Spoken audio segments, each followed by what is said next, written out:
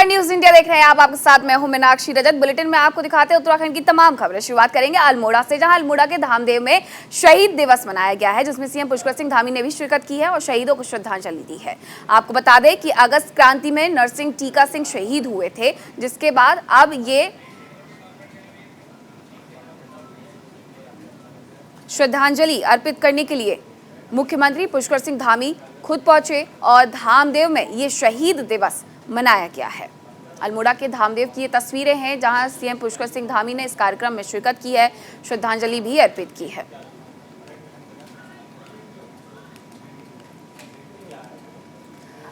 अल्मोड़ा के धामदेव में शहीद दिवस मनाया गया। स्वतंत्रता सेनानी नरसिंह और टीका सिंह अंग्रेजों से लड़ते हुए 25 अगस्त 1942 को इस स्थान पर बलिदान हो गए थे।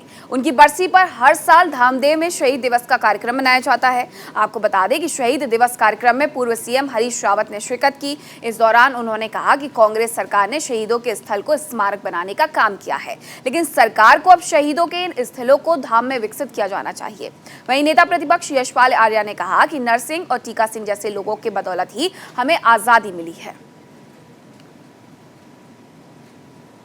शहीद दिवस पर कार्यक्रम का आयोजन अल्मोड़ा में। बड़ा अच्छा सुझाव है और सही स्मारकों को सब जगह बनाया भी गया है, इसीलिए बनाया गया है। हमने ये परंपरा स्टार्ट की थी 1980 से, तब से निरंतर जो है सभी स्थानों पर जहाँ जहाँ शहीद हुए हैं, जहाँ जहाँ देश की आज़ादी में बड़े पैमाने पर लोगों ने को बलिदान दिया है, वहाँ स्मारक बनाए। देखिए, निश्चित रूप से मैं सालम क्रांति के महान नायकों को प्रणाम करना चाहता हूँ, जिन्होंने देश के स्वतंत्रता संग्राम में त्याग और बलिदान से, समर्पण से देश के स्वतंत्रता में अपना योगदान दिया। और ये पवित्र धरती है और यहीं से अंग्रेजों के खिलाफ, ब्रिटिश साम्राज्य के खिलाफ आवाज। राज्य स्तरीय बैंकर समिति की बैठक में मुख्यमंत्री पुष्कर सिंह धामी ने कहा कि केंद्र और राज्य सरकार कई योजनाओं का आम जन तक पूरा लाभ पहुंचाने के लिए कर्तव्यबद्ध है। इसके लिए जन कल्याणकारी योजनाओं के तहत लोन की प्रक्रियाओं के सरलीकरण पर विशेष ध्यान दिया जाए। प्रदेश के समग्र विकास के लिए राज्य सरकार प्रयास कर रही है, उनमें बैंकों को भी अपेक्षित सहयोग करना होगा। मुख्यमंत्री धामी ने कहा कि राज्य में क्रेडिट जमा अनुपात कम होना चिंता का विषय है, इसको बढ़ाने के प्रयास किए जाए। क्योंकि ये जो हमारी SLBT बैंकर समिति की जो बैठक है, ये प्रत्येक 3 माह में होती है और इसमें हम लोग समीक्षा करते हैं कि जो भारत सरकार की हमारी बहुत सारी योजनाएं जिसमें चल रही है, मुद्रा बैंक की योजना है, स्वनिधि योजना है, रोजगार सृजन के कार्यक्रम हैं, राज्य के हमारे जो मुख्यमंत्री स्वरोजगार योजना है, मुख्यमंत्री नैनो योजना है, वीर चंद्र सिंह गढ़वाली की योजना है, राष्ट्रीय आजीविका मिशन के अंतर्गत चलने वाली जितनी भी योजनाएं हैं, उसमें बैंकों से ऋण इत्यादि लेने की व्यवस्था है। उसमें कितना अभी तक प्रगति हुई है, कितना योगदान हुआ है, किसान क्रेडिट कार्ड है, उन सभी पर सब। केंद्रीय रक्षा एवं पर्यटन राज्य मंत्री अजय भट्ट ने हल्द्वानी ब्लॉक में स्मार्ट क्लासरूम और डिजिटल विलेज का शुभारंभ किया है। इस दौरान अजय भट्ट ने कहा कि स्मार्ट क्लास से जहां बच्चों को अच्छी शिक्षा मिलेगी, तो वहीं स्मार्ट विलेज से बेहतर स्वास्थ्य सुविधाओं के साथ ही कई समस्याओं का समाधान भी होगा।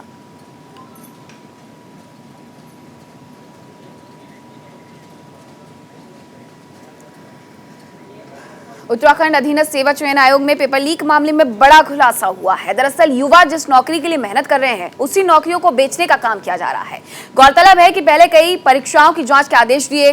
कांग्रेस के प्रदेश महामंत्री मथुरा दत्त जोशी कहते हैं कि चिकित्सा सेवा चयन बोर्ड में धड़ल्ले से गड़बड़ियां हो रही हैं। सरकार को रिटायर्ड जज की अध्यक्षता में पिछले दिनों हुई बोर्ड की नियुक्तियों पर जांच करवानी चाहिए।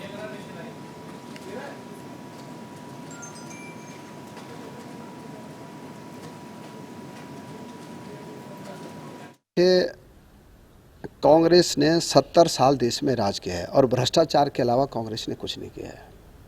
और मैं कह सकता हूं कि हमारा जो शिक्षा चयन आयोग है और जो हमारा चिकित्सा चयन आयोग है, हम अपने असिस्टेंट प्रोफेसरों के लेक्चरर की जो नियुक्तियां करते हैं वो लोक सेवा आयोग से कराते हैं और बहुत अच्छे रिजल्ट सबके आए हैं। जो हमारा चिकित्सा शिक्षा आयोग है उसकी हर चीज़ की चीज़ें जो है नंबर कि चयन बोर्ड, चिकित्सा चयन बोर्ड में भी ज़बरदस्त घोटाला है।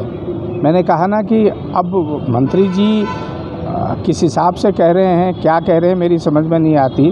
अगर मंत्री जी पर नैतिकता होती हो तो कांग्रेस के नेताओं को बंद करके दिखाते ना, वो तो सरकार में 5 साल से मंत्री हैं। अगर उन्होंने ये कहा कि कांग्रेस के नेताओं को घोटाला दिखाई दे रहा है तो मेरे ख्याल से उनकी आंखें बंद हैं, इसलिए वो घोटाले करते जा रहे हैं। रुड़की में वन माफियाओं के हौसले दिन पर दिन बुलंद होते जा रहे हैं। वन माफियाओं ने अब सरकारी पेड़ों पर आरी चलाना शुरू कर दिया है। मंगलौर कोतवाली क्षेत्र के नहर किनारे खड़े पेड़ों का मामला बताया जा रहा है। प्रतिबंधित पेड़ों पर बिना अनुमति लिए वन माफियाओं ने कई बागीचों में आरी चला दी है। मामले की सूचना वन क्षेत्राधिकारियों को दी गई है, लेकिन उन्होंने माफियाओं पर कोई कार्रवाई नहीं की।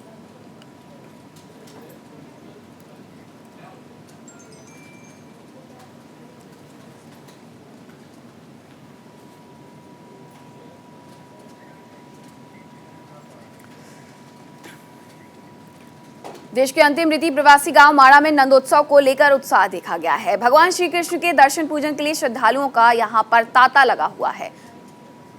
नंदोत्सव को लेकर के भक्तों में उत्साह देखने को मिल रहा है। गांव माड़ा में श्रद्धालु लगातार पहुंच रहे हैं।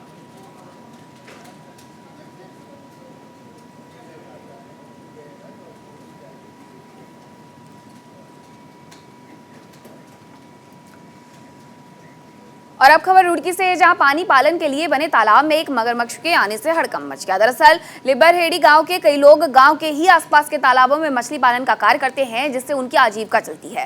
तालाब में मगरमच्छ की सूचना पर वन विभाग की टीम मौके पर पहुंची और मगरमच्छ को पकड़ लिया गया। मगरमच्छ के पकड़े जाने के बाद मछली पालकों ने राहत की सांस ली है। तो हमारे मत्स्य पालक है, उनको ये बार बार नुकसान करते रहते हैं। उधर लक्ष्य क्षेत्र में भी करते हैं, इधर हमारे नाटसन क्षेत्र में तो ये पहली घटना है मगरमच्छ की, जो हमारे मत्स्य किसानों के तालाब में घुस गया।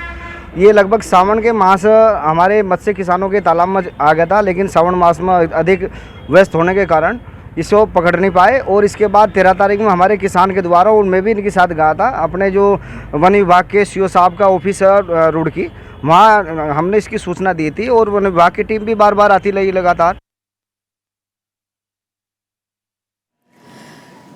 रुक करेंगे करपड़िया का, जहां पर नैनीसैण मोटर मार्ग मलबा आने से बाधित हो गया है, जिसकी वजह से वाहनों को आवाजाही करने में दिक्कतों का सामना करना पड़ रहा है। सड़क बंद होने से कपीरी पट्टी के कई गांवों का संपर्क टूट गया है, जिससे लोगों की परेशानियां भी बढ़ गई हैं। वहीं सड़क खोलने के लिए लोक निर्माण विभाग की जेसीबी मशीन अभी तक नहीं पहुंची है।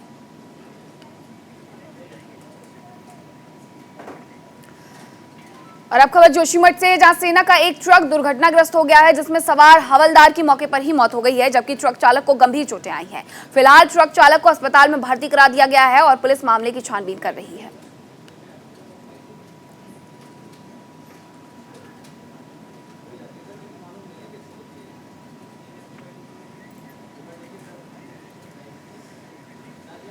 और अब खबर चमोली से है, जहां करछो गांव के पास लापता व्यक्ति का शव एसडीआरएफ की टीम ने बरामद किया है। मृतक की पहचान डग गांव के नंदन सिंह के रूप में हुई है। घर वापसी के दौरान पैर फिसलने के कारण नदी में गिरने से हादसा हुआ। रात भर सर्च ऑपरेशन के बाद उनका शव सुबह बरामद कर लिया गया है।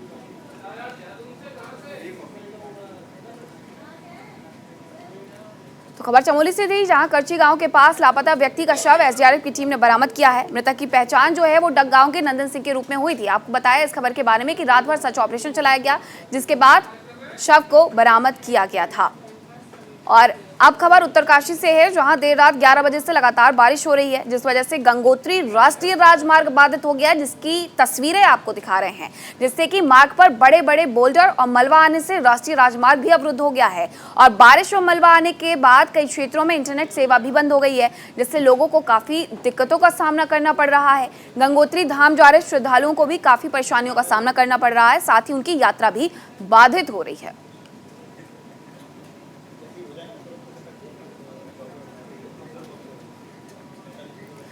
रुड़की के नगर निगम के सभागार में पिछड़ा वर्ग आयोग का जनसंवाद कार्यक्रम का आयोजन किया गया। आयोग के अध्यक्ष और उपाध्यक्ष ने लोगों की समस्याएं सुनी और उनको गंभीरता से लिया। आपको बता दें कि जनसंवाद कार्यक्रम में 40 अलग अलग समस्याएं आई, जिनमें 24 समस्याओं का निस्तारण कराया गया। 16 समस्याओं के जल्द निस्तारण के निर्देश दिए गए। इस दौरान बिजली, पानी, अतिक्रमण आदि समस्याओं को भी सुना गया, जिसके बाद नगर निगम के स्वास्थ्य अधिकारी को भी फटकार लगाई गई है।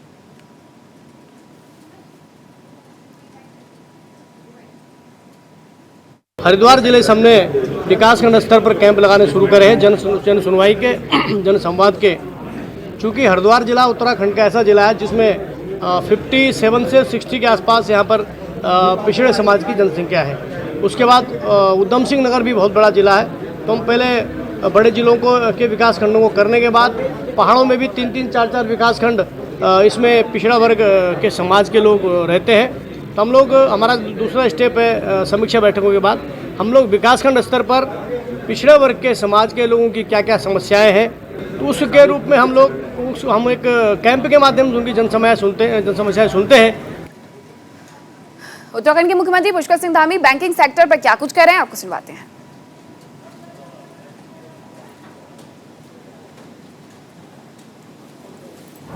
और जो पहले भी अभी बात आई है कि सभी बैंकों का एक स्टैंडर्ड कॉमन फॉर्मेट होना जरूरी है, और जिसके कारण से कि किसी भी बैंक में कोई जाएगा लोन लेने तो उसको पहले से पता होगा, पीएनबी में जाएगा अलग मिलेगा, एसबीआई में जाएगा अलग मिलेगा, किसी और में जाएगा अलग मिलेगा, तो वो थोड़ा सा कॉम्प्लिकेटेड हो जाता है।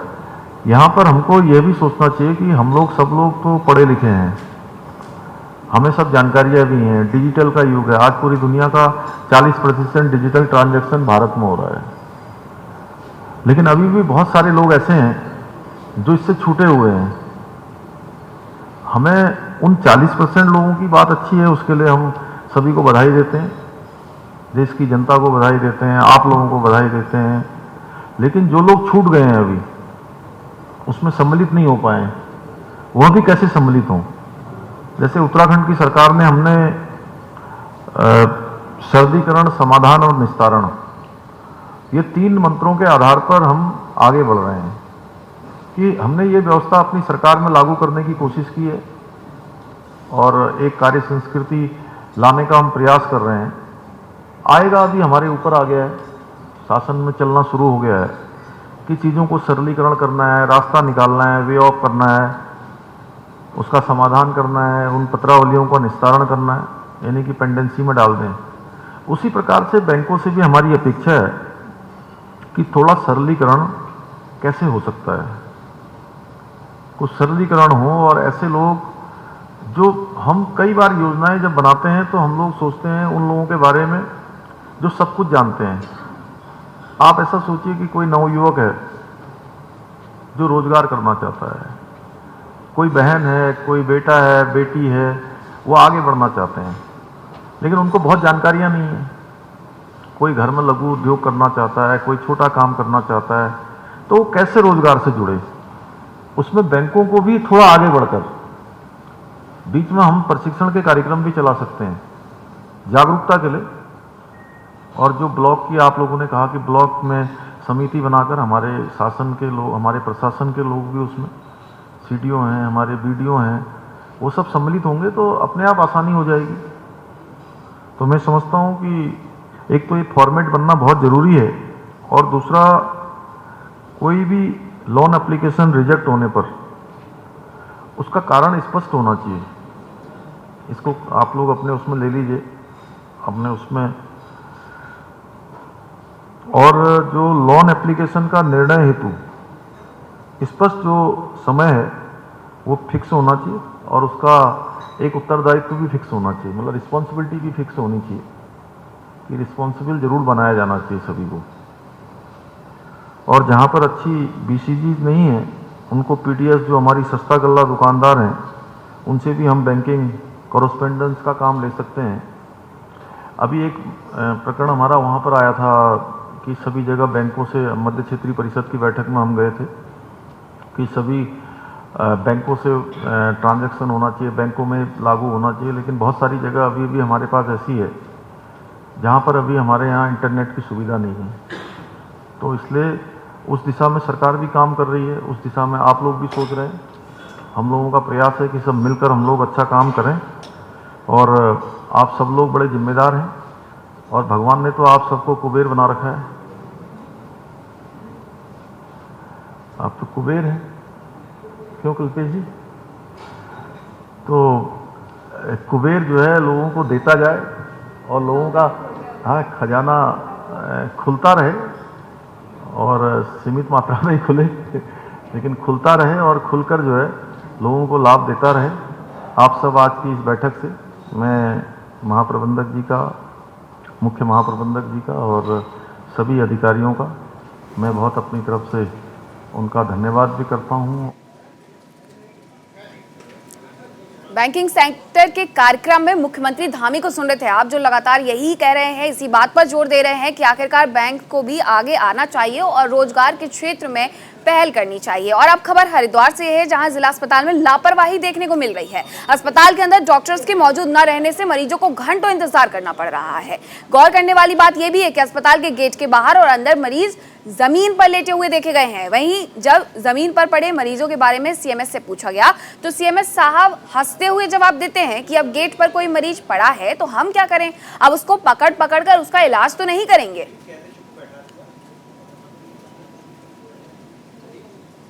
बाल रोग वाले तो आपके सामने यहाँ बैठे हुए थे जी, ठीक। अभी मरीज वो देख ही रहे हैं। बाल रोग वाले डॉक्टर शशिकांत अभी मौजूद हैं हमारे इसमें। और जो हड्डी वाले डॉक्टर की आप बात करें तो हड्डी वाले डॉक्टर अभी ओपीडी सारे देख रहे हैं और किसी को प्लास्टर वगैरह की ज़रूरत पड़ती है तो वही ओटी में जाके प्लास्टर करते हैं। तो वो डॉक्टर चूँकि प्लास्टर और ये दोनों मैनेज कर रहा है, तो यानी कहा जाए कि हमारे पास हड्डी और पेडियाट्रिस्ट दोनों हैं। पे कोई मरीज पड़ा है तो क्या कहें, हम कहाँ से आकर के कैसे पड़ा है, अब उसके लिए हम पकड़ के सबका इलाज तो नहीं करेंगे। खबर रुड़की से, जहां साबिर पार्क के सालाना मेले को लेकर प्रशासनिक टीम ने अवैध अतिक्रमण पर कार्रवाई की है। इस दौरान तहसीलदार समेत दरगाह प्रशासन, सिंचाई विभाग की टीम और अन्य कई अधिकारी भी मौजूद रहे हैं। अवैध अतिक्रमण को जेसीबी से हटाया गया है। साथ ही बाकी अतिक्रमणकारियों को जल्द से जल्द अतिक्रमण खुद से हटाने की चेतावनी भी दे दी गई है।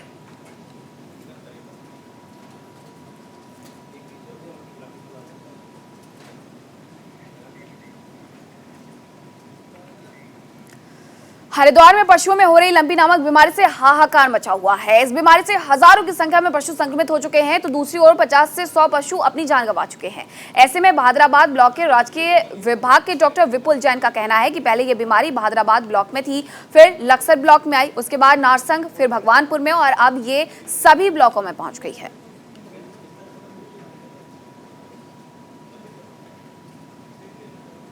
ये लंपी स्किन डिजीज़ हरिद्वार में काफ़ी हद तक फैल चुकी है और फैलती जा रही है। पहले ये बहादुराबाद ब्लॉक में थी, फिर ये लक्सर ब्लॉक में आई, फिर नारसंग में आई, फिर भगवानपुर आई। धीरे धीरे लगभग सारे ब्लॉक में ये फैल चुकी है, कहीं कम तो कहीं ज़्यादा। बहादुराबाद में प्रकोप इसका ज़्यादा है और इस बीमारी में पशु के शरीर पे दाने पड़ जाते हैं, नूडल्स बन जाते हैं, मिनी नूडल्स।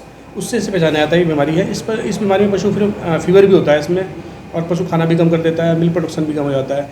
इस पशु का फिर हम अकॉर्डिंगली इलाज करते हैं और इसके बचाव के लिए हम जो और पशु स्वस्थ हैं उनका हम वैक्सीनेशन करते हैं ताकि इस पशु को वो बीमारी ना हो।